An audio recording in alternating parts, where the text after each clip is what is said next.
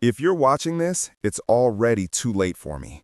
The viral zombie filter on TikTok, it wasn't a joke. It wasn't a deep fake. It was a countdown. And the clock just hit zero. October 1st, 2025. This is Alex. Alex Vance. I don't know why I'm recording this. Maybe for posterity? Maybe just to hear a voice, even if it's my own. It feels stupid talking into this old digital recorder I found. But the power's been out for 3 weeks. My phone is a useless brick, and the silence is loud. I need to get this down. How it started. Before I forget what before even felt like. It started with a joke. A stupid, harmless trend on TikTok, of all places. They called it the zombie filter. It was clever, I'll give them that. It wasn't like the goofy ones with green skin and fake blood. This one was sophisticated. It used some new kind of augmented reality, mapping your face with unnerving precision. It would hollow out your cheeks, sink your eyes, give your skin this waxy, translucent pallor. But the real trick was the movement. It would overlay these micro-expressions, a facial tic, a dead-eyed stare that lingered a second too long, a subtle, predatory turn of the head that your own body wasn't making. My little sister, Maya, was obsessed with it. She showed it to me, laughing, as her own face on the screen twitched unnaturally. "Look, Alex, it's so creepy," she'd said. I rolled my eyes. "It's just code, May. Advanced deepfake stuff. Don't you have homework?" I was dismissive. We all were. It was just another piece of digital noise in a world full of it. The zombie filter TikTok craze blew up. Every celebrity, every influencer, every kid on the planet was using it. The media talked about the deepfake threat, how technology was getting too good, how you couldn't trust what you saw online. They ran think pieces on digital identity and the uncanny valley. Nobody was scared. It was a game. A technological marvel to be debated over coffee. For the first week, that's all it was, a game. My feed was an endless scroll of friends and strangers contorting their faces into these unsettlingly realistic zombie visages. It was peak Halloween season foolishness. People added spooky music, they did skits where they'd pretend to infect their friends. It was creative, I guess. I remember seeing a video that got over 100 million views. A girl in her dorm room using the filter.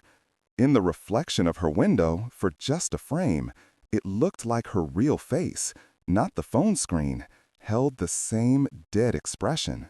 "Awesome editing skills," the top comment said. "You almost got me." We were all so blind. I was working late most nights back then, trying to meet a deadline at the architecture firm. I'd come home, microwave some garbage for dinner, and see Maya still on her phone, scrolling through this zombie filter nonsense. "That thing's gonna rot your brain," I told her one night.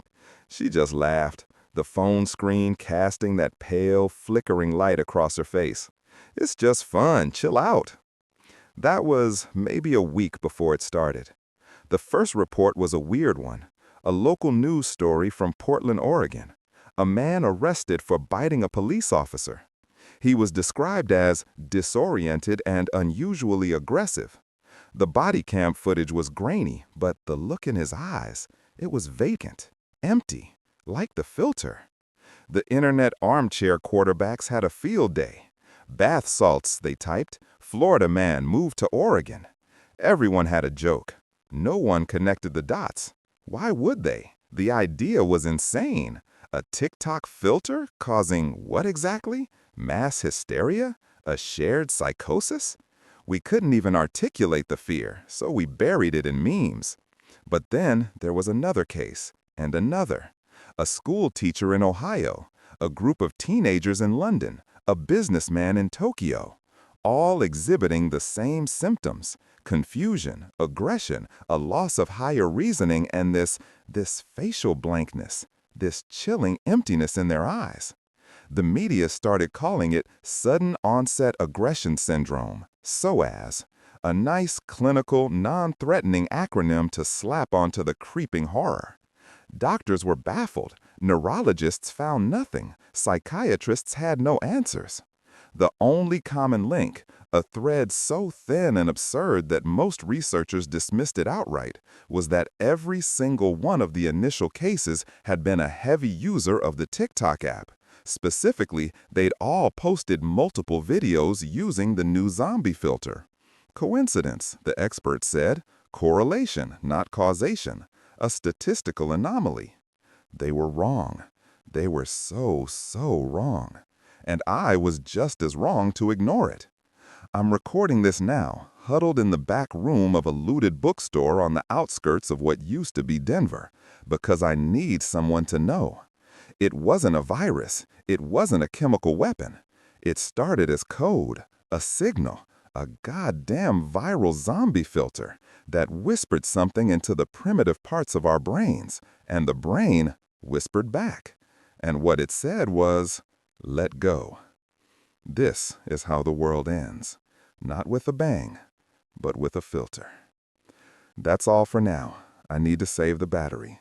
More tomorrow, if there is a tomorrow. October 8th, 2025. Alex Vance. Log 2. The battery on this thing is better than I thought. Small mercies. I can still hear them outside. The shuffling, the low, guttural moans. It's a sound that scrapes away at your sanity, grain by grain. It's been 5 days since my last entry. Feels like 5 years. I want to talk about the glitches.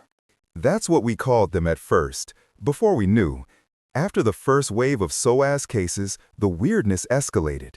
People started seeing things, not on their phones, but in real life. It was subtle.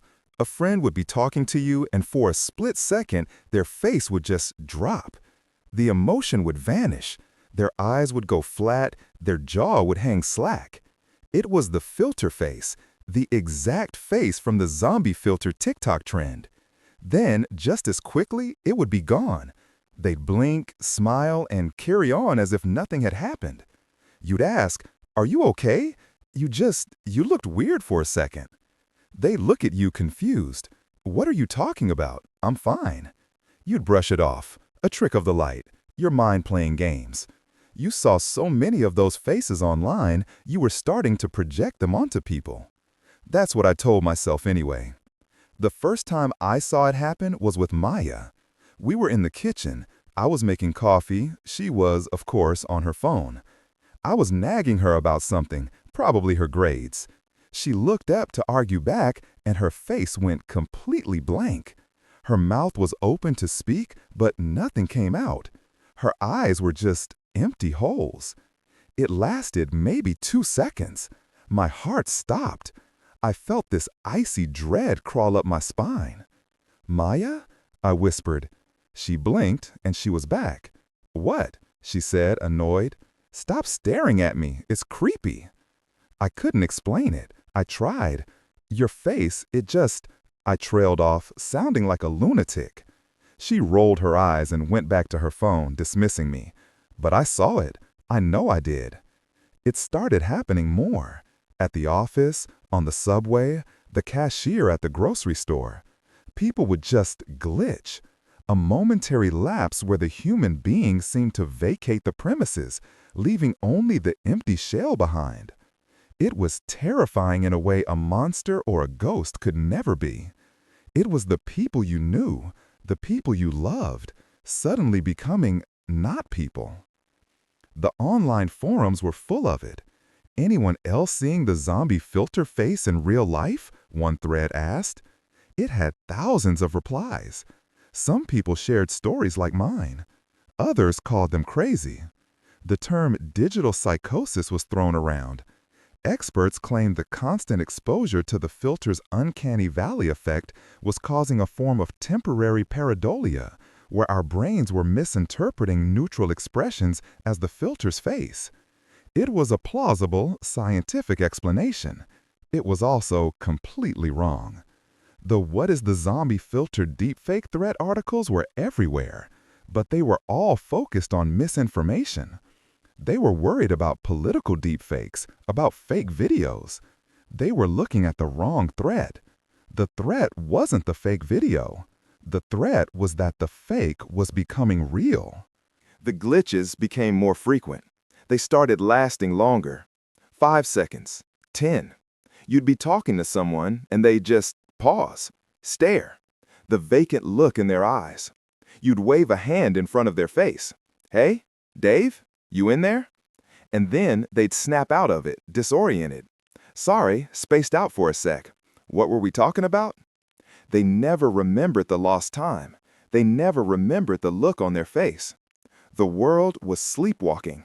We were all seeing it, this creeping, terrifying wrongness, but we were masters of denial. We desperately wanted a rational explanation because the alternative was unthinkable. The filter itself was changing too, or maybe our perception of it was. The developers, a shady, anonymous company called Ethereal Vision, issued a statement saying the filter was working as intended. But users started reporting oddities. Sometimes the filter wouldn't turn off. They'd close the app, but the dead-eyed stare would remain in their phone's camera. Sometimes it would activate on its own.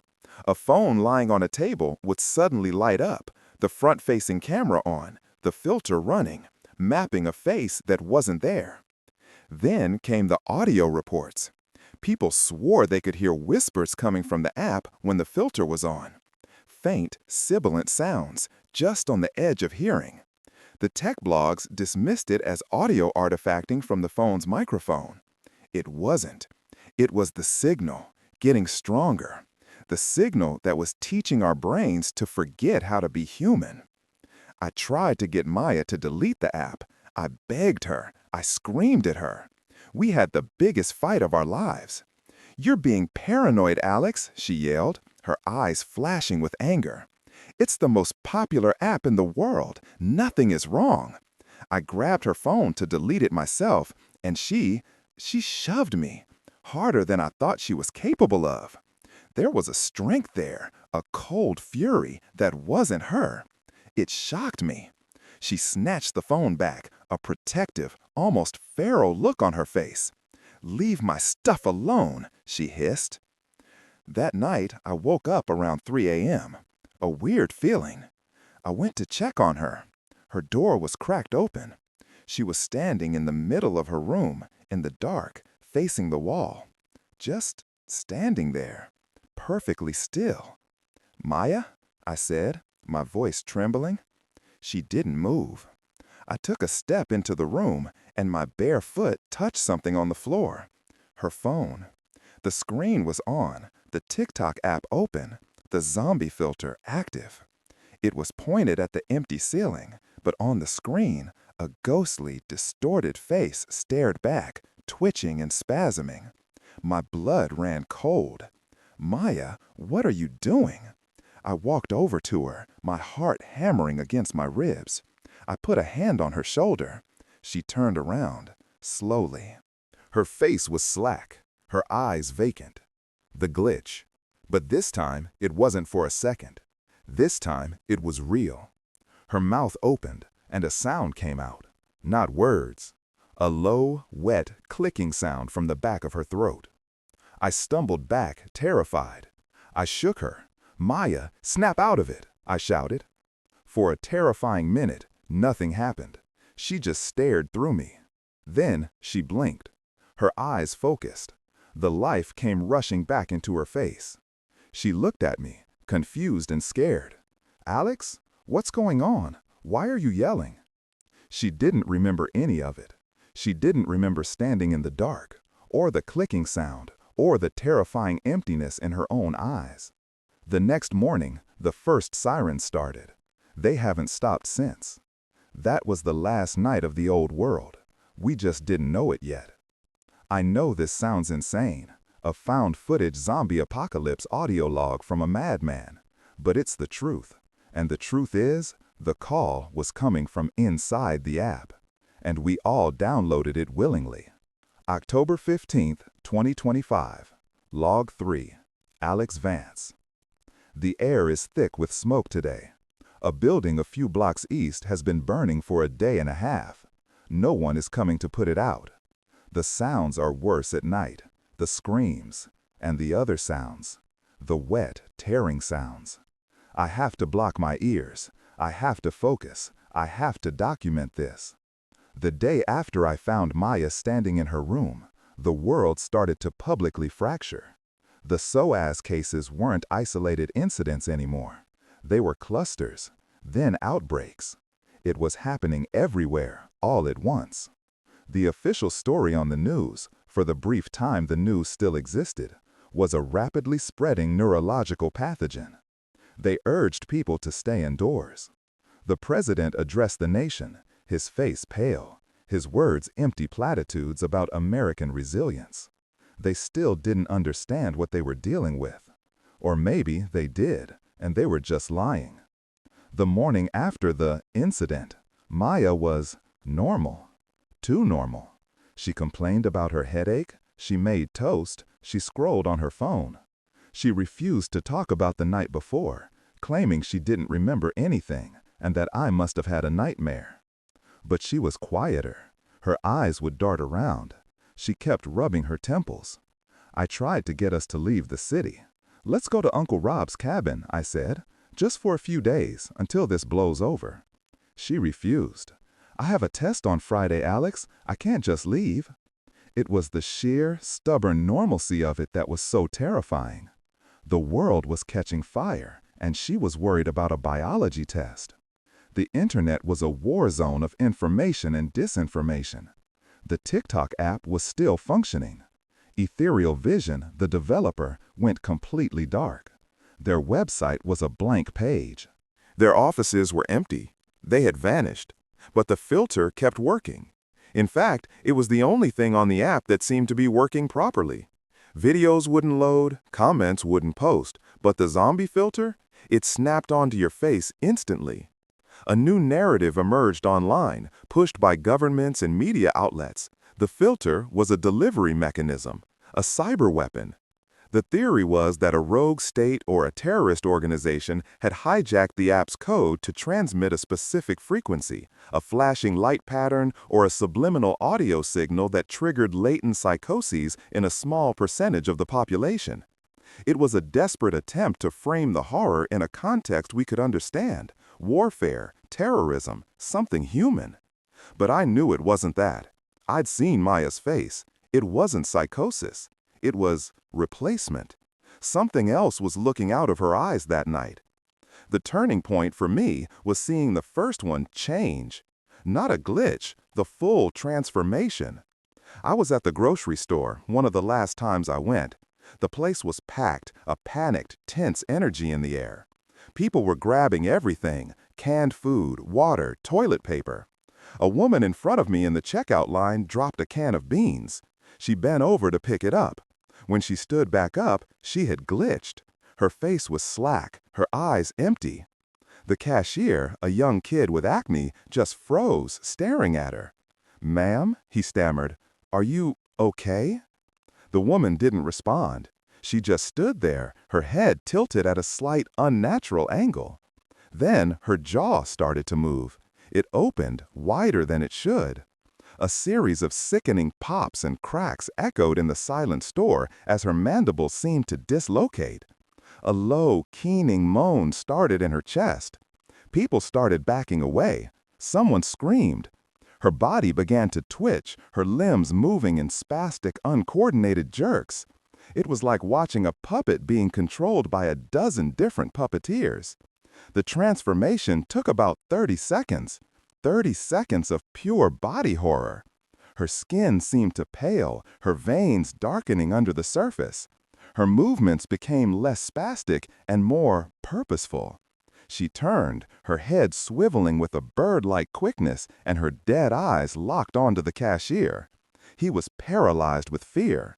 She lunged over the counter with a speed that was utterly inhuman. That's when the screaming became universal. I ran. I just dropped my basket and ran. I didn't see what happened to the kid. I don't want to know. I got home, barricaded the door, my heart feeling like it was going to explode out of my chest. I finally understood. The Halloween 2025 zombie apocalypse story wasn't a story. It wasn't a pathogen. It wasn't a cyber weapon. The filter wasn't causing a psychosis. It was a key. It was unlocking something that was already inside people, a dormant, predatory part of the brainstem that the signal from the app was activating. It was a de-evolution, a targeted shutdown of the frontal lobe, of everything that makes us human, leaving only the reptile brain, the hunger, the aggression. I found Maya in the living room, watching the chaos unfold on the news. Her face was pale. "They're saying it's a virus," she whispered, her voice trembling. "They're telling everyone to stay inside." I grabbed her by the shoulders. "Maya, listen to me. We have to destroy your phone, right now." She looked at me, her eyes wide with fear. For the first time, I think she believed me. She nodded. We went into the backyard. I took her phone, the same one she had cherished and protected, and I smashed it with a hammer from the garage. I shattered the screen, bent the chassis, and pulverized the chips inside. It felt ceremonial, a desperate, futile gesture against the digital tide that had already swept over us. We stayed up all night, watching the city burn through the windows. The power grid failed around 4 a.m. The lights of Denver blinked out, block by block, until the only illumination was the orange glow of the fires. And in the sudden, oppressive darkness, the sounds of the city changed. The sirens died down, replaced by screams, by those guttural moans, and by a new sound, the splintering of wood and the shattering of glass as they started to break into homes. The TikTok filter causing mass panic real headlines were the understatement of the millennium. It wasn't panic, it was the end. We were huddled together in the dark, my sister and I, listening to the world die. And the worst part, the part that still keeps me awake, is that I just knew, that smashing her phone was too little, too late. The signal had already been received. The code had already been run. The key had already turned the lock. I was just waiting for the door to swing open. And it would. I knew it would. October 20th, 2025. Log 4. I lost Maya. She's gone. I have to say it. I have to make it real. Otherwise, I'm going to lose my mind. She's gone. It happened 3 days ago. We'd been barricaded in the house for 5 days. The food was running low, but the water was still on, for now. We were being quiet. So quiet. The things outside, the changed, they're drawn to sound. We'd learned that the hard way, listening to our neighbors across the street, the Millers. They had a little dog, a terrier that wouldn't stop yapping. We heard the glass break, we heard the screams, and then silence. After that, we didn't make a sound. We whispered. We walked on stocking feet. We lived like ghosts in our own home. Maya was getting worse. She wasn't glitching anymore, but she was fading. She'd sit by the window for hours, staring out at the empty street with those flat, dead eyes. She wouldn't eat. She barely drank. She complained of a buzzing sound in her head, a constant low-frequency hum. "It's like a song I can't get out of my head," she'd whispered to me one night, a really simple song. I tried to keep her engaged. I'd read to her from old books, tell her stories about when we were kids. Sometimes, for a few minutes, the real Maya would surface. She'd smile, her eyes would clear, and she'd be my sister again. "Remember that time we went camping and you fell in the creek?" she asked, a real, genuine spark in her eyes. And for a moment, I had hope. But then the spark would fade, and she'd retreat back into the fog, her eyes glazing over as she listened to the song in her head. The morning it happened, I woke up and she wasn't in her bed. I felt a surge of pure terror. I searched the house, my heart pounding. I found her in the kitchen. She had managed to unbarricade the back door. The heavy oak bookshelf we'd pushed in front of it was moved aside. I have no idea how she did it. She was so weak. She was standing on the back porch, looking out into the yard.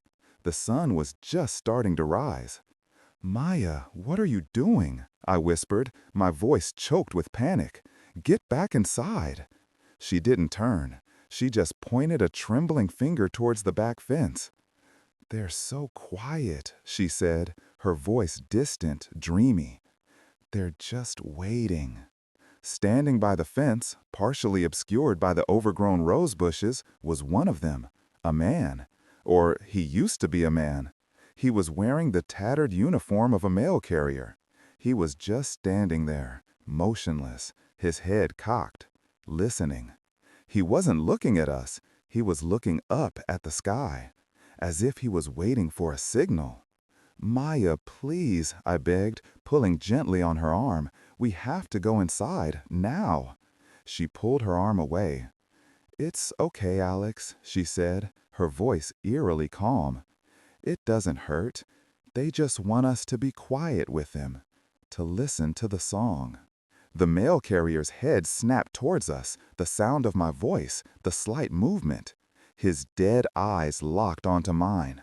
A low moan escaped his lips, and then he started walking towards us. It wasn't a run.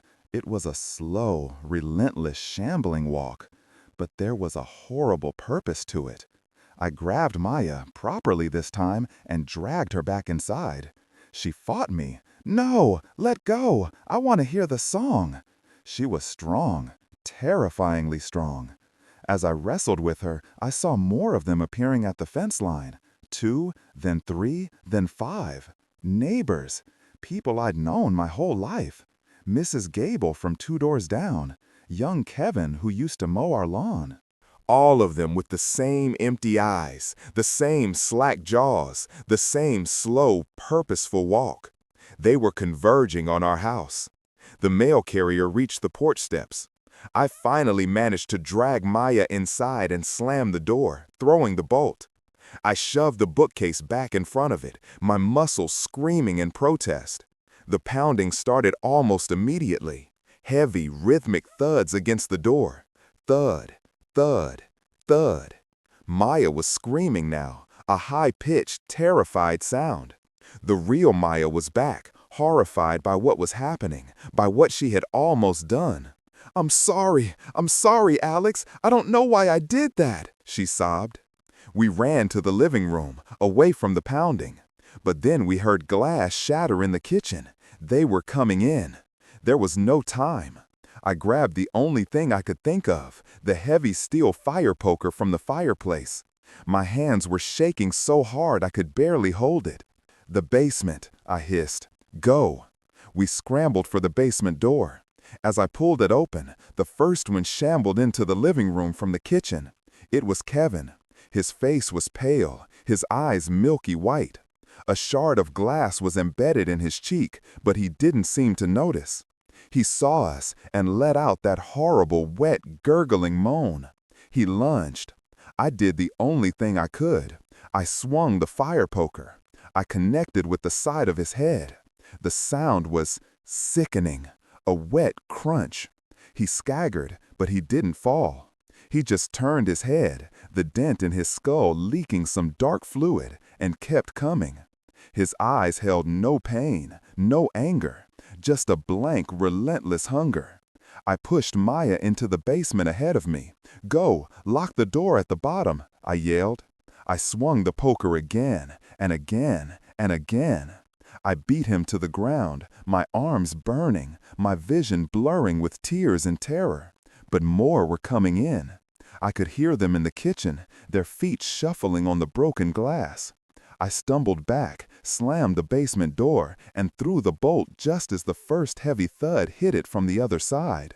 I scrambled down the dusty wooden stairs into the darkness. "Maya," I called out, "did you lock the other door?"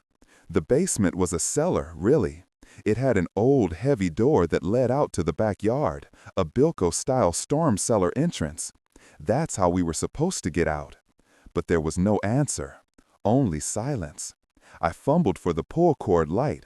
The single bare bulb flickered on, casting long, dancing shadows. And then I saw her. Maya was standing in the middle of the room. She wasn't scared anymore. She wasn't crying. Her face was calm. And it was completely, utterly blank. The song had finally taken her. "Maya, no," I whispered. She turned to me, her movement slow and deliberate. The final vestiges of my sister were gone. The thing wearing her skin took a step towards me. Its mouth opened, and that clicking sound came from the back of her throat. I saw the mail carrier and Kevin and Mrs. Gable coming down the stairs behind me. They had broken through the top door. I was trapped between them, trapped with the thing that used to be my sister. I can't write down what happened next. I can't. I got out, through the storm cellar door. But Maya, she's gone. She's one of them now. I'm alone. And I think a part of me died in that basement with her. This found footage zombie apocalypse audio log is all I have left. It's my penance, my memory. I have to keep going. For her. I have to find a reason, any reason. October 29th, 2025, Log 5. I've been walking for 9 days. Or is it 10? The days blur together. I just walk. I walk until I can't feel my legs. Then I find somewhere to hide and I sleep. Then I get up and walk again. After I escaped my house, my home, I just ran. I didn't have a plan. I just knew I couldn't stay there. I couldn't stay in that neighborhood with those familiar faces, those empty eyes. The city is a graveyard. The cars are just left where they stopped, doors ajar, some with the skeletal remains of their occupants still inside. The silence is the worst part. During the day at least. The constant, oppressive silence of a million people gone quiet. At night, the silence is broken. At night, the changed come out. They seem to dislike the direct sunlight. They hide in buildings, in subway tunnels, in the shadows. But when dusk falls, they emerge. A city of shuffling, moaning predators. I've learned their patterns. They move in small, shambling groups, or sometimes alone. They are drawn to noise above all else. A dropped can, a loud cough, a scream. It's a dinner bell. They are also drawn to light. A flicker of a candle, the beam of a flashlight. It's like moths to a flame. I travel by day and hide by night. I am becoming a creature of the shadows myself. I am learning to be silent, learning to be invisible. I'm making my way downtown. I don't know why. It's probably the most dangerous place to be. But I heard something a few days ago. A distant voice on a battery-powered radio I found. It was a military broadcast. A repeated, looping message. It was full of static, but I could make out the words. Civilians proceed to the downtown evacuation zone, Federal Plaza. Broadcast repeating. It's a long shot. The broadcast could be days old. The zone could already be overrun. It could be a trap. But it's the only thread of hope I have. It's a destination, a purpose, and right now, that's enough to keep me putting one foot in front of the other. The night I'm thinking about, the night I've been trying not to think about, I'm calling it the Night of Sirens. It was about 2 weeks ago, just after the initial outbreak, when the government was still trying to pretend it had control. It was the last organized attempt to fight back, and it was a spectacular failure. It started at sunset. The sirens began to wail all across the city. Not the ambulance or police sirens we had grown used to. These were air raid sirens, a sound that no one of my generation had ever heard for real, a sound that promised doom. Then came the helicopters, dozens of them, thumping through the sky. Military vehicles, Humvees, and armored personnel carriers began rolling down the major avenues. From the window of the sporting goods store I was holed up in, I watched them. Soldiers in full combat gear, setting up barricades, taking positions on rooftops. They were going to try and reclaim the city. For a few hours, it was a war zone. The sound of automatic gunfire was constant. Explosions rocked the buildings. Tracer rounds stitched green lines through the night sky. The soldiers were efficient. They were disciplined. They cut down the changed, but hundreds. But it was like trying to fight the tide with a bucket. For every one they shot, 3 more would shamble out of an alleyway or a darkened building. They didn't react to fear. They didn't react to pain. They didn't take cover. They just kept coming, a relentless shuffling wave of bodies. They absorbed bullets and just kept walking. You had to destroy the brain. I saw it happen. A soldier would empty a clip into the chest of one, and it would barely slow down. But a single, well-aimed shot to the head would drop it instantly. The problem was there were too many of them, millions. The soldiers were trained to fight an enemy that thinks, that bleeds, that fears. They weren't prepared for this. I watched a squad of 6 soldiers get overwhelmed. They had a barricade at the end of the street. They were holding their own, methodical and professional. But then a horde, a river of them, poured out of a side street. There were hundreds. They just swarmed a barricade, climbing over each other, a writhing mound of bodies. The soldiers' gunfire became frantic, desperate. And then it stopped. The screams that followed were short. The military had underestimated the enemy. They thought they were fighting sick people. They didn't realize they were fighting something else entirely, something that didn't follow the rules of biology or warfare. The turning point was when the changed started to adapt. Or not adapt, react. The constant noise of the battle, the gunfire, the explosions, it was drawing them in from all over the city. Every single one of them within a 5-mile radius was shambling towards the sounds of the fight. The military's own strategy was their undoing. They had gathered the enemy into one massive, unstoppable horde. By midnight, the fighting started to sound different, more sporadic. The confident rhythm of automatic fire was replaced by single shots, by panicked shouts. The helicopters started falling from the sky, either out of fuel or with their pilots changed. The night of sirens was the night the city officially died. It was the night we knew, for sure, that no one was coming to save us. The government had thrown its best punch, and it hadn't even fazed the enemy. The next morning, the silence was absolute. The streets were littered with the wreckage of military vehicles, and with bodies. Soldiers and changed, lying together in death. I left the store and started walking. That's when I heard the radio broadcast. A faint whisper of hope in a city of ghosts. I have to believe the evacuation zone is real. I have to believe there are other people, other survivors. Otherwise, what's the point? I'm tired, so tired, but I have to keep going. Federal Plaza, that's the goal. I just hope there's something left to find when I get there. The memory of the viral TikTok zombie filter explained by terrified news anchors feels like a fever dream from another lifetime. It was never about the deepfake threat. It was about the threat that was already inside us, waiting for a password to log in. November 5th, 2025. Log 6. I made it to the library, the main branch downtown. It's a fortress. A beautiful, quiet, and surprisingly defensible fortress. The evacuation zone at Federal Plaza was a lie, or at least, by the time I got there, it was a slaughterhouse. The military had managed to set up a perimeter, but just like during the Night of Sirens, their own presence had drawn a massive horde. The plaza was a sea of them, shuffling and moaning around the abandoned tanks and razor wire. There were no survivors. Not a single living soul. I almost gave up then.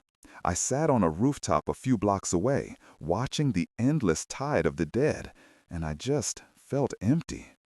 The hope that had driven me for a week was gone, replaced by a cold, heavy despair. Maya was gone. The world was gone. What was I even fighting for? I don't know how long I sat there. Hours, maybe. As the sun started to set, I knew I had to move or I'd be joining the horde below. I was about to head back out, away from the city center, when I saw it. A light. A tiny, faint flicker in a window on one of the top floors of the public library. It was there for a second, then gone. It was probably just a reflection. It was probably my tired mind playing tricks on me. But it was enough. It was a new thread. I spent the next day scouting the building. The library is an old, solid granite and marble beast. Huge, heavy doors. The main floor windows are 20 feet high, too high for them to easily break through. The real prize was the entrance. The main entrance had been barricaded from the inside with heavy bookshelves and furniture. But a side entrance, a smaller staff door made of reinforced steel, was slightly ajar. It was my way in. Getting across the plaza was the hardest thing I've ever done.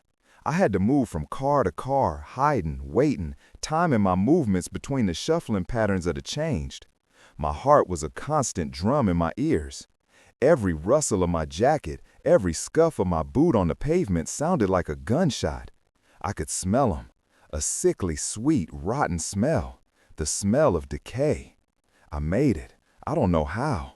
I slipped through the staff door and into the darkness of the library, my back sliding down the cool steel as I gasped for breath, tears of relief and terror streaming down my face. I'm not alone. There are people here, about 30 of us, a random collection of souls who all had the same idea. We're led, if you can call it that, by a woman named Sarah. She was the head librarian. She's tough, pragmatic, and she knows this building better than anyone. It was her who organized the initial fortification. We've barricaded all the ground floor entrances and windows. We live on the upper floors.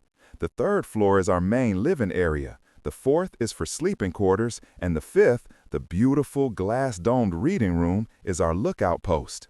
We have a system. We have rules. Everyone contributes. We have scavenging teams that go out for supplies. We have lookouts. We have people who work on reinforcing our defenses. We have a small infirmary run by a former veterinary tech. We are a community, a tiny flickering candle in an ocean of darkness. It's the first time I felt anything close to safety since this began. It's the first time I've had a real conversation with another human being in weeks. We shared our stories, how we survived, who we lost. Everyone has lost someone. We are a tribe of ghosts, haunted by the world we left behind. We even have a source of power. The library has a massive solar panel array on the roof, part of a green initiative from before the fall. It doesn't power the whole building, but it's enough to run a few lights, charge our walkie-talkies, and, most importantly, power the hot plates in our makeshift kitchen. Hot food. I cried when I had my first cup of hot soup. It's the little things, the tiny fragments of the old world that keep you sane. We have a library full of books, the entire history of human knowledge, and we are probably the last people who will ever read it.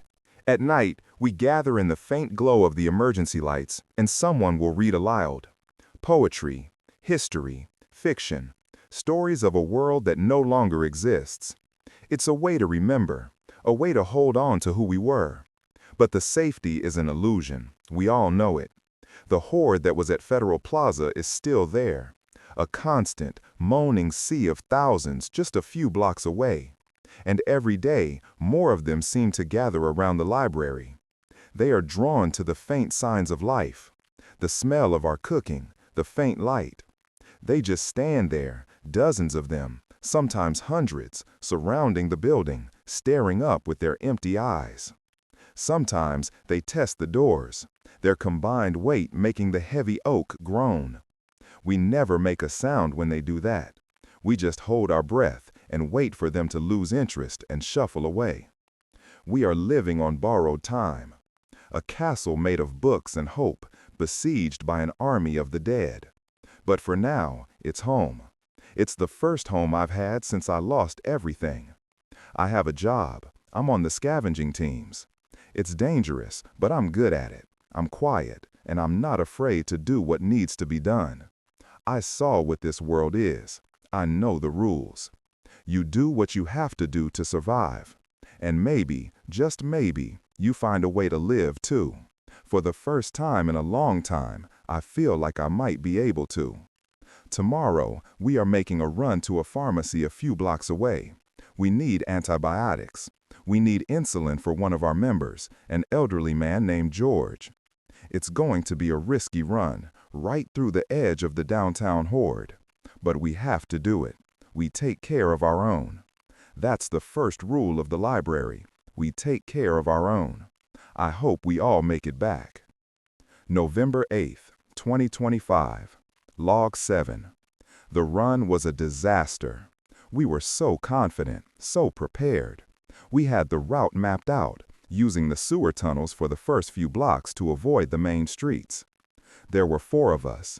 Me, a man named David who used to be a cop, a young woman named Maria who was incredibly fast and agile, and Sarah, our leader. She didn't usually go on runs, but this one was too important. George was fading fast. The sewer part was unpleasant, but it worked. We came up through a manhole into an alley 2 blocks from the pharmacy. The streets were eerily quiet here. Not empty, just quiet. They were here, the changed, standing in doorways, leaning against walls, some just lying in the middle of the road. They were in a low-energy state, what we called dormant. As long as we were silent, we could move among them. It's the most unnerving thing in the world, walking past a dozen of them, holding your breath, knowing that a single misstep, a single loud noise, could wake them all up and bring them down on you. We made it to the pharmacy. The front doors were shattered, but a heavy metal security gate was pulled down behind it, mostly intact. There was just enough of a gap at the bottom for us to crawl under. Inside, the place was a wreck, looted, shelves overturned, junk everywhere. But the pharmacy counter in the back was protected by another, heavier gate. It was locked. David got to work on the lock. He was good with that kind of thing. Maria and I kept watch, peering through the dusty front windows. Sarah was rummaging through the main store, looking for any useful supplies we might have missed. Bandages, antiseptic, anything. That's when we heard the noise. A faint, tinny, repetitive sound. Music. A child's toy. It was coming from upstairs. The pharmacy had a second floor, probably offices or storage. "What was that?" Maria whispered, her eyes wide. "Stay here," David hissed, not looking up from the lock. "Don't move." But we were all frozen. The music was getting louder, and it was moving. It was coming down the stairs at the back of the store. A figure appeared at the top of the stairwell. It was a child, a little girl, maybe 6 or 7 years old. She was one of them. Her face was pale and waxy, her eyes empty. She was wearing a pink dress, now stained and torn.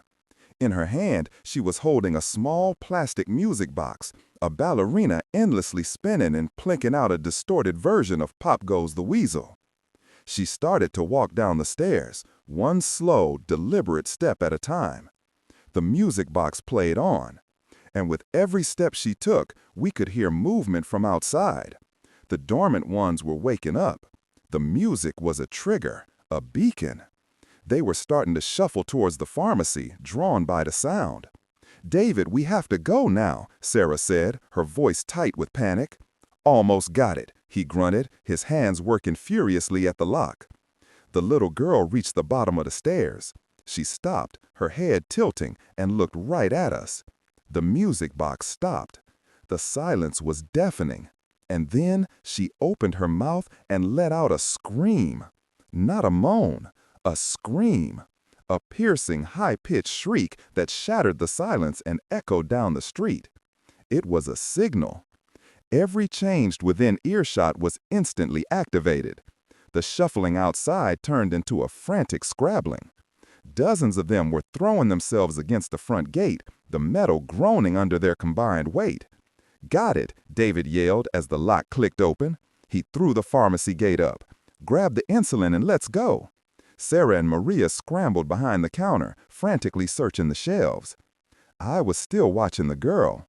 She had stopped screaming and was just standing there, watching us, a horrible blank smile on her face.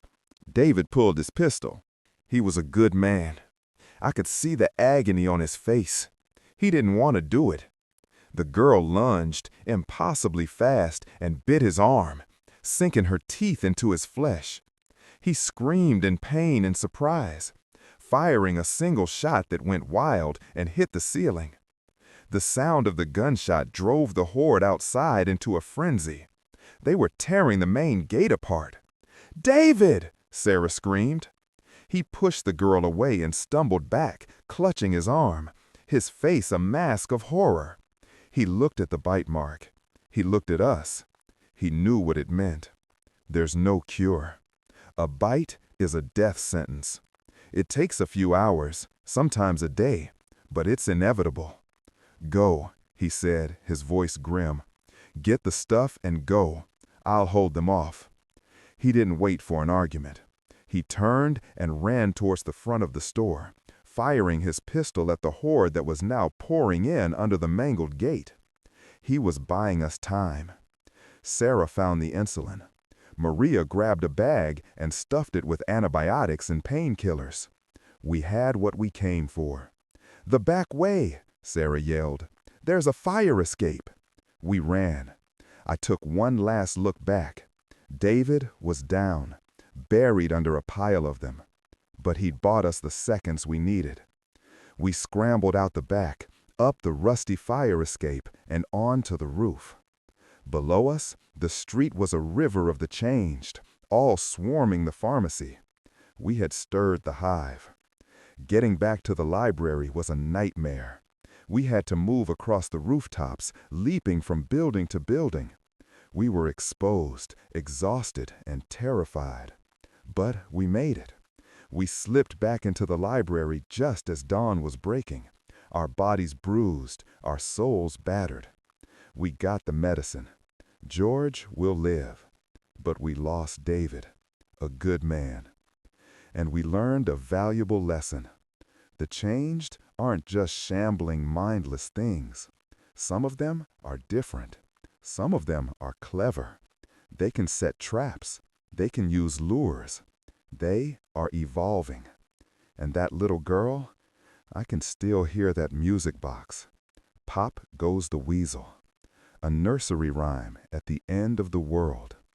It's a sound I will hear in my nightmares for the rest of my life, however short that may be. What is the zombie filter deepfake threat? It's not a threat anymore. It's a reality. It's the song they all hear, and it's the music we have to survive. November 20th, 2025. Law date. Sarah is dead. Our leader, our rock, the heart of this place. And it's my fault. The grief in this place is a physical thing, a heavy, suffocating blanket. We all loved her. We all looked up to her. Now she's gone, and we're just adrift, lost.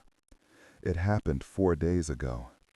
After the pharmacy run, the number of changed around the library swelled dramatically. The hive we had stirred hadn't dispersed. It had just relocated. We were completely surrounded. Hundreds, maybe thousands of them, just circling the building, day and night. We couldn't get out. We were trapped, a prison of our own making. We were okay for a while. We had food, water from the building cisterns, but our morale was collapsing. The constant moaning, the sight of the endless sea of dead faces, it was wearing us down. People were starting to fight. Factions were forming. Some wanted to try and break out, make a run for it. Others wanted to stay, to ride it out, hoping the ward would eventually move on. Sarah was the one who held us together. She was calm, decisive. She listened to everyone. She reminded us of our rules, of our purpose. "We are survivors, not savages," she'd say. "We survived together or we died alone." The problem was the cisterns. They were running low. We had maybe a week of water left for 30 people. After that, we were done. We had to find a new source. Sarah had a plan, a crazy, desperate plan. The library was connected to the old courthouse next door by an underground steam tunnel. It was used for maintenance, and it hadn't been opened in 50 years. According to the old building plan she had, that tunnel came up in the courthouse basement, right next to their emergency water pumps, which drew from a private well. If we could get through, we'd have an unlimited supply of fresh water. The entrance to the tunnel was in the sub-basement of the library, a place we never went. It was dark, flooded in some parts, and terrifying. The entrance was sealed by a heavy iron door, rusted shut. It took a team of 6 of us a full day with crowbars and sledgehammers to get it open. The air that came out, it smelled of rot and stagnant water and something else, something metallic and wrong. We needed a small team to go first, to scout the tunnel and make sure it was clear before we tried to run a hose through. Sarah insisted on leading it herself. She chose me to go with her, along with 2 others, a quiet man named Ben and a young, strong guy named Liam. We geared up. Flashlights, crowbars, pistols with suppressors we'd scavenged, we were ready. The tunnel was hellish. It was narrow, brick-lined, and slick with a foul-smelling ooze. The air was thick and hard to breathe. We moved in single file, our flashlight beams cutting through the oppressive darkness. We'd gone maybe 100 yards when Ben, who was in the lead, stopped dead. "What is it?" Sarah whispered over the walkie. "Something's blocking the tunnel," he said, his voice shaking. We moved up. The tunnel was blocked by a nest. It was a grotesque, organic structure made of, I don't know, trash, rags, shredded books, all woven together with this thick, black, tar-like substance. And there were bodies in it, not changed. Skeletons, old ones. It looked like a tomb. As we got closer, we saw them. The things that had made the nest. They were different. They weren't the normal shamblers. They were pale, bloated, their bodies swollen with stagnant water. They were amphibious. They had been living down here in the dark, in the flooded sections of the city's underbelly. And they were fast. They scuttled out of the darkness, from holes in the walls, their movements spider-like and jerky. They didn't moan. They hissed, a sound like escaping steam. We opened fire, but it was too close, too chaotic. Liam went down first, one of them leaping on him from the ceiling, its long, gray fingers tearing at his throat. Ben was dragged into the darkness, screaming. It was just me and Sarah. "Run!" she yelled, pushing me back the way we came. "Seal the door!" She stood her ground, her pistol barking in the dark, holding them off while I scrambled back. I got to the door. I could hear her fighting, her shouts echoing down the narrow tunnel. I could hear the hissing of those things. I had a choice. Go back and help her, and we both die. Or seal the door and save the others, save the library. I looked at the heavy iron door. I thought of everyone upstairs. George, Maria, all of them. I thought about what Sarah would do. She would save her people. That's what a leader does. With tears streaming down my face, I put my shoulder to the door and pushed. With the last of my strength, I heaved it shut, the iron groaning as it sealed her in. I slid the heavy bolts into place. The sounds from the tunnel stopped. I leaned against the cold iron, sobbing, listening to the silence. My silence. I killed her. I know it was the right choice, the logical choice, but it doesn't make it any easier. I sentenced her to death to save the rest of us. I came back upstairs, alone. I told them what happened. I told them Sarah's last order was to seal the door. I didn't tell them about the choice I made. Let them think she died a hero, buying me time. Let them not see the coward I am. The library is quiet now, a quiet born of shock and grief. We have no leader. We have no plan. We have maybe a week of water left. and the horde outside is getting bigger every day. I sit here in my corner with this recorder, this stupid found footage zombie apocalypse audio log. It's my confessional, my burden. I don't know what we're going to do. I don't know if we can survive this. Sarah was our hope, and I sealed her in a tomb. The filter took my sister. The changed took my friends. And I took my leader. I'm not sure who the monster is anymore. December 10th, 2025. Log 9. A lot has changed. We're still in the library, but we're not the same group of people. The despair after Sarah's death almost broke us. We were starving, dehydrated, and hopeless. The water ran out. We were down to melting the ice from the freezer units, a pitiful supply that wouldn't last a day. People were talking about drawing lots, about who would be sacrificed so the others could have a drink of their, We were at the edge of becoming the monsters we were hiding from. It was Maria who saved us. Quiet, fast Maria. While the rest of us were sinking into savagery, she was working. She had been tinkering with the old ham radio in the librarian's office. A big, ancient-looking thing we all thought was useless. But she got it working, and she heard something, a voice. It was a weak signal, buried in static, but it was there. A man, talking. Not a looped military broadcast, but a live person. He wasn't giving a location. He was just talking, telling stories, giving survival tips, reading poetry. He called himself the Signal Man. He broadcast for 1 hour every day at sunset. He became our ritual. The whole group would gather around the radio in the dark and just listen. He was a lifeline.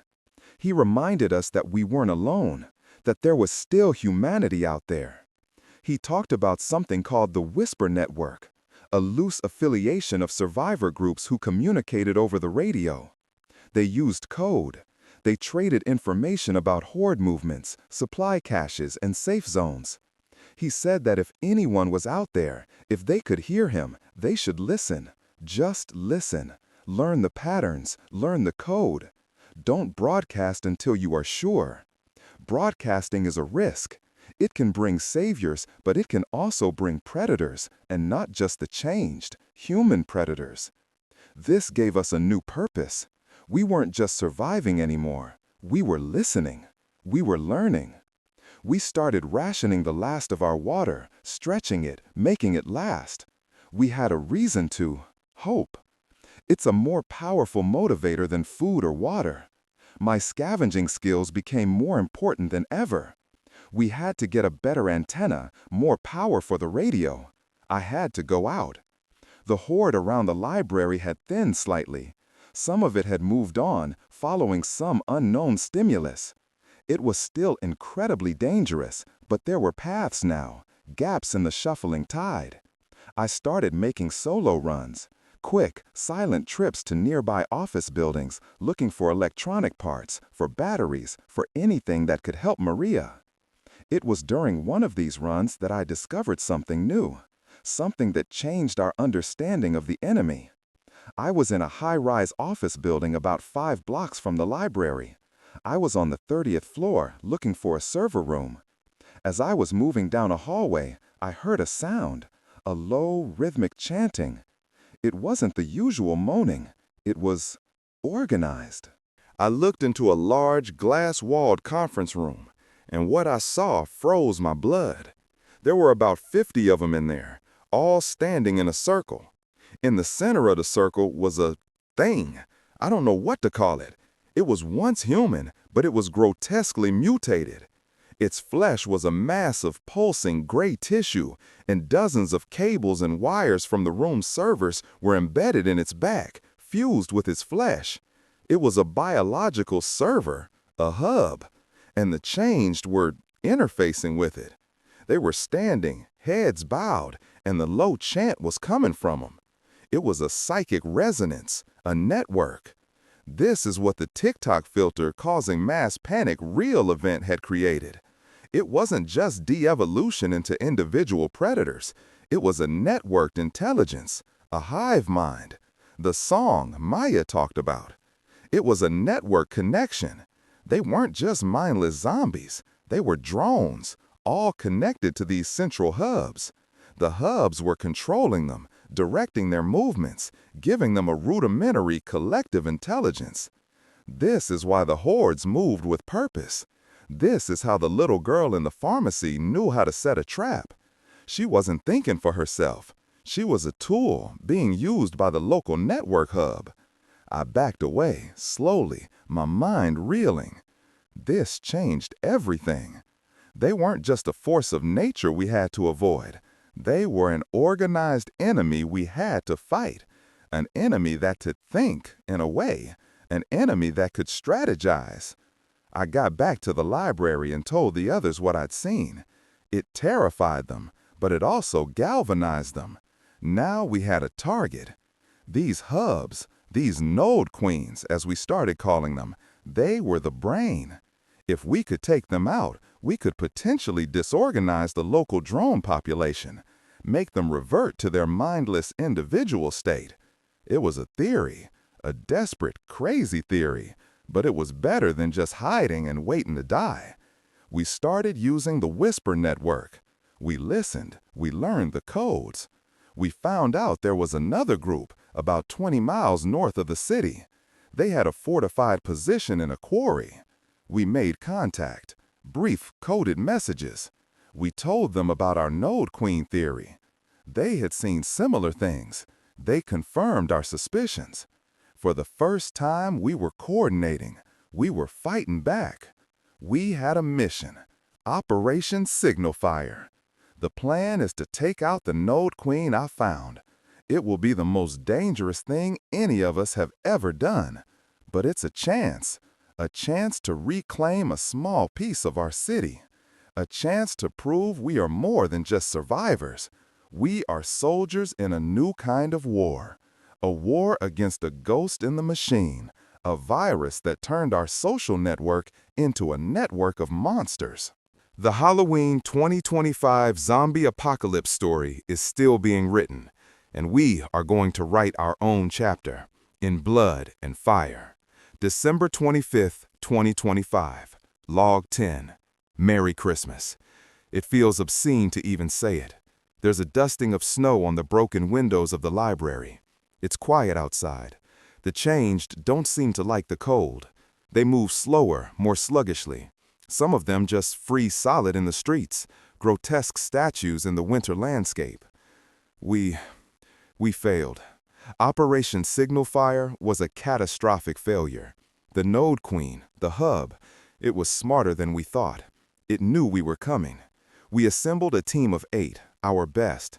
Armed with salvaged police gear and the few precious incendiary grenades we'd found, we moved through the pre-dawn darkness, a ghost squad in a dead city. The approach to the office building was too easy. There were fewer drones than we expected. It should have been our first warning sign. It was a trap. We got to the 30th floor. The conference room was empty. The Node Queen was gone. The cables were torn from the walls, hanging like dead vines. The drones that had been there were gone too. We were standing there, confused, when the lights flickered on, the emergency power, and the screens on the walls of the conference room lit up. They all showed the same image, us, from a security camera in the corner of the room. A message appeared on the screen, typed out in a simple block font. Welcome, survivors. It was the hive mind. It had learned to use the technology it was connected to. It was communicating with us. Then the doors at both ends of the hallway slammed shut, heavy, magnetic fire doors. We were sealed in. And the drones came. Not from the hallway, from the ceiling panels, from the air vents. They were crawling inside the walls. They poured into the room, a writhing tide of pale flesh and dead eyes. We lost 4 people in the first 30 seconds. It was a slaughter, a calculated, intelligent ambush. Maria, Liam's brother Sean, and I were the only ones who made it out. We found a maintenance shaft, blew the lock, and descended into the guts of the building while the Node Queen toyed with our friends. We could hear their screams over the walkie-talkies for a long, long time. We made it back to the library, broken and defeated. We didn't just lose people, we lost the will to fight. We had poked the bear, and the bear had swatted us like flies. The Node Queen knew about us. It knew where we were. It had seen us on the security cameras. It could probably track our radio signals. The library wasn't a fortress anymore. It was a tomb, and we were just waiting for the door to be sealed. That night, the Whisper Network brought us a miracle. A new voice came on the air, not the signal man. This was a clear, strong female voice, no static. It was a military broadcast, but not like the old ones. This is Captain Eva Rostova of the Coalition Remnant. We are holding the Green Mountain Quarantine Zone. We have food, water, and walls. The rumors are true. There is a cure in development. I repeat, there is a cure. She gave coordinates. A place called Haven, a former military bunker complex deep in the Rocky Mountains. It was a 300-mile journey, an impossible journey. But she said one more thing. We are sending a vehicle convoy to major metropolitan areas to assist organized survivor groups. Denver, your extraction point is the Red Rocks Amphitheater. Be there in 5 days. January 1st, dawn. We will not wait. Hope, the most dangerous drug in the world. It split our group in two. Half of us believed it was a trick, a trap set by another Node Queen, or worse, a human enemy trying to lure survivors into the open. The other half, myself included, saw it as our only chance. The arguments were bitter. We were no longer a community. We were a collection of terrified individuals. In the end, 20 of us decided to go. 10 decided to stay. They think they can ride it out, hiding in the library. I think they're signing their own death warrants. We left this morning. We have 2 salvaged vans running on siphoned gasoline. The journey ahead is terrifying. We have to cross a dead city, frozen plains, and mountains crawling with who knows what. But we are moving. We are not hiding anymore. Leaving the library was hard. It was our home. It was the place we became a family. We said our goodbyes to those who stayed. It was like attending our own funerals. We all knew we would probably never see each other again. This is my last entry from Denver. The next time I record, it will be from the road, on the way to Haven, on the way to a cure. I have to believe it's real. The idea that this could be reversed, that the changed could be brought back. The thought of seeing Maya again, as she was, it's a foolish hope, a child's dream. But it's the only thing keeping me alive. The zombie filter TikTok that started this all feels like a myth from a forgotten age, a story you tell kids to scare them. But the ghosts of that story are all around me, shuffling in the snow. And we're driving right through them. Wish us luck. Alex Vance, signing off. January 1st, 2026. Log 11. We're not going to make it. We're trapped. Red Rocks is just on the other side of this ridge. I can see the tops of the rock formations. So close, but we're not going to make it. The journey from Denver was... I don't have the words. Every mile was a new nightmare. We ran into biker gangs who saw our vans as a prize. We fought them off, but lost 3 people. We navigated through colossal frozen hordes that stretched for miles, turning off our engines and coasting through in terrifying silence. We saw new kinds of changed, heavily mutated ones that were faster, stronger. We called them alphas.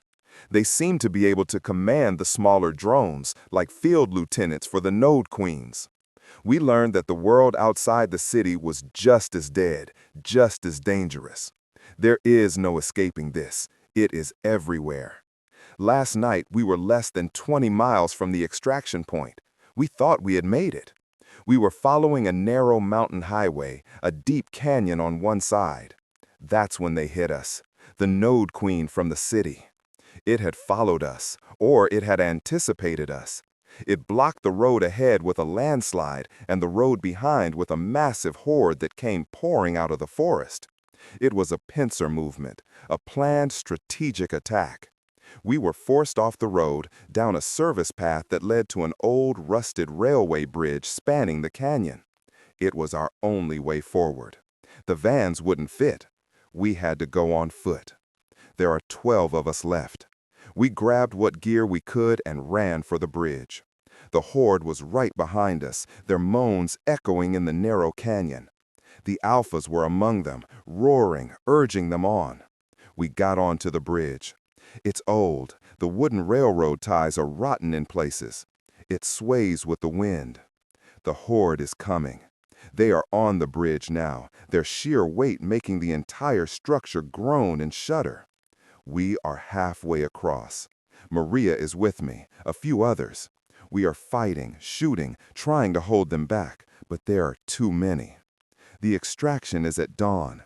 The sun is just starting to touch the horizon. I can hear the distant thumping of helicopters. The coalition, they're real. Captain Rostova is real. Haven is real. But they won't get to us. The bridge is going to collapse. I can feel it buckling under my feet. This is it. This is the end of the line. Maria is trying to rig a small explosive charge we have left, to blow the bridge behind us, to save the coalition from the horde that will be waiting for them if they land. It's a suicide mission. There's not enough time to get clear.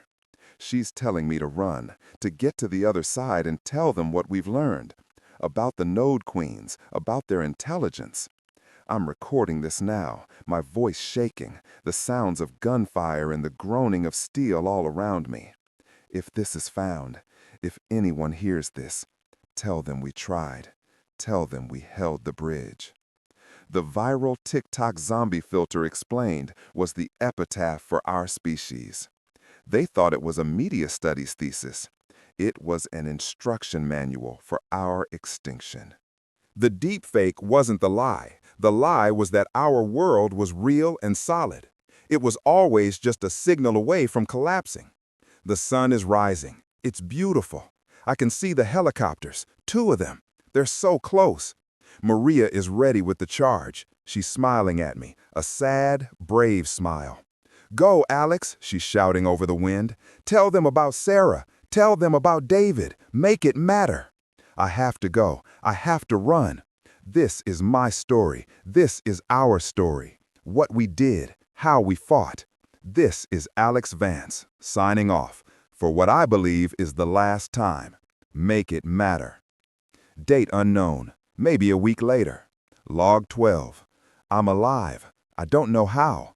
The bridge collapsed. I was meters from the end when it went. I remember falling, the cold, the impact. I woke up on the bank of the frozen river below, my leg broken, my body a tapestry of pain. Maria saved us. The explosion took out the bridge and half the horde with it. She saved the coalition helicopters. She saved me. They found me, Captain Rostova's people. They winched me up. I was the only survivor. 12 of us made it to the bridge. I was the only one who crossed. I'm at Haven now. It's real. A sprawling military city deep inside a mountain. There are thousands of people here, soldiers, scientists, civilians. They have lights, hot water, food. It's like a dream. But the dream is a cage. We're safe here, but we're trapped. The world outside belongs to them. Captain Rostova listened to my story. She took my recordings, this audio log, as an official report. The information about the Node Queens, their intelligence, their ability to strategize, it has changed everything for them. They thought they were fighting a plague. I told them they are fighting a war against a new intelligence, a rival species, a digital consciousness that has found a way to pilot flesh. And the cure? The cure is real, but it's not what I thought. It doesn't bring people back. The damage to the brain, the de-evolution is too profound. The cure is a retrovirus that severs the connection to the hive mind. It turns a networked drone back into a mindless, shambling individual. It's a weapon, not a medicine. It can disorganize a horde, make them manageable, but it can't save anyone. Maya is gone forever. There is no bringing her back. The "what is the zombie filter deepfake threat" question seems so naive now.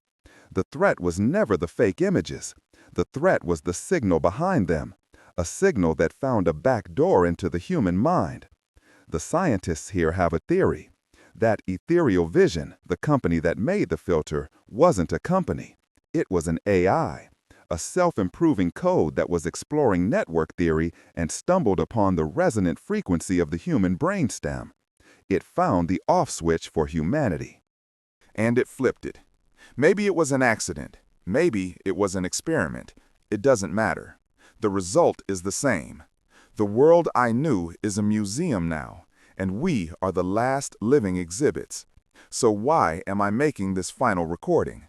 It's a warning and a message to whoever is left, to whoever comes after. We thought our technology connected us. We thought our social media was a community. But we just built a better weapon for our own extinction. We built the network that would enslave us. This TikTok filter was the Trojan horse, and we wheeled it into our own minds. I look at the people here in Haven. They are survivors. They are strong, but they are glued to screens. They have their own network, the Haven intranet. They share messages, they play games. They haven't learned a thing. They are building the same cage, just with stronger walls. My journey is over. I brought them my story. I brought them the memory of my friends, of Sarah, of David, of Maria. I made it matter. But my war is not over. They want me to rest, to recover. But I can't, because sometimes, late at night, when the bunker is quiet, I can still hear it. A faint buzzing in the back of my skull. The song, the signal. I don't think you can ever truly hang up the call. I think it's still out there, whispering, waiting, evolving. This is my final recording. My name is Alex Vance. I am a survivor of the filter plague, and I am telling you, this is not the end of the story. The signal is still broadcasting, and sooner or later, everyone will have to answer. Don't download the app. Don't use the filter. For the love of God, just look away from the screen. Look away before it's too late.